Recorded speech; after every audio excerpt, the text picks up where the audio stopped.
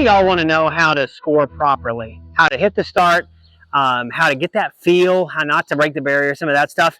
If you want to learn more about that, you're going to want to watch this video right here. Okay, so me and old Black Label, we're going to go over the start with you. Now, when we're talking about seeing the start, and I'm going to keep this as basic but yet advanced as I possibly can.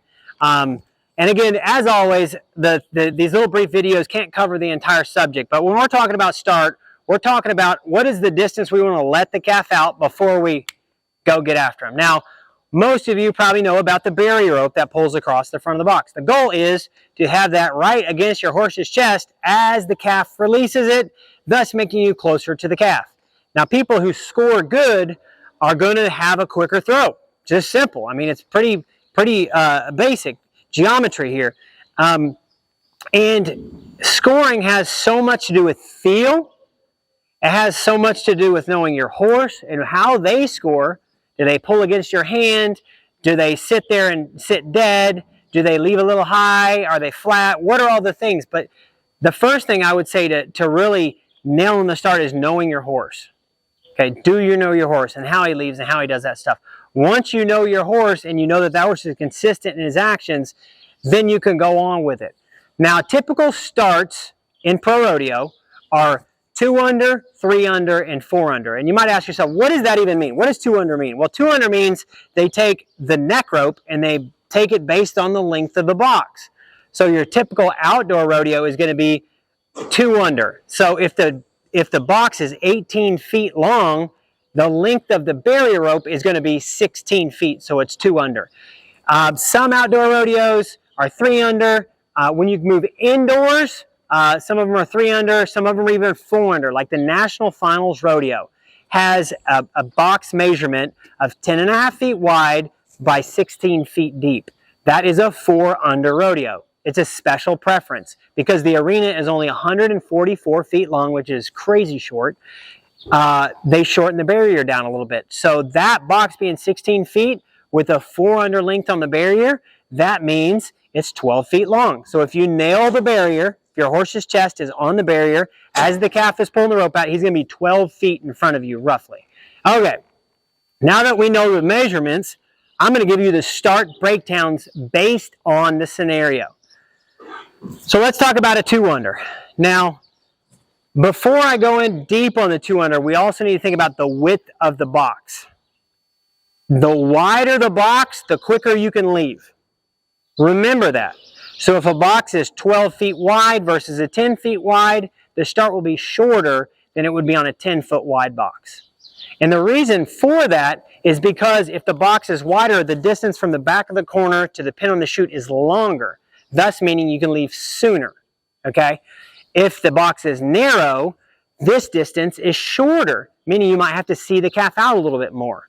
So when we're talking a 2 under start, at most pro rodeos with a standard box width of 11 to 12 feet on a 18-foot deep box, 16 to 18-foot deep box, your start is typically going to be ear around the end of the gates on an average calf. What that means is when those gates go bam and they go open, you want to see that ear around the end of the gate before you're gone. This is where it goes into, do I know my horse? Okay, because if I don't know my horse and I see that ear around the end of the gates and I drop and I'm ready to rock and roll and it takes a split second for my horse to leave, then you're late. So do we know our horse? When do they leave? Okay, I'm not a big person who believes in cheating the start, which means I leave early and then I pull on my horse all the way across the box until I get there and then I drop them because it's dead momentum. Now some guys do it great. Cody Ohl did it great. Shad Mayfield does it great. Some of those guys that can really do it great are really good at reaching. I was never a big reacher. I ran tight and made my runs, okay? And that's the way I teach.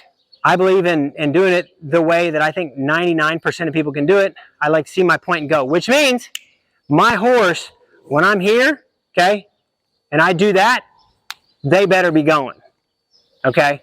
So do you know your horse? On a 2 under, you're talking ear to neck rope around the end of the gates.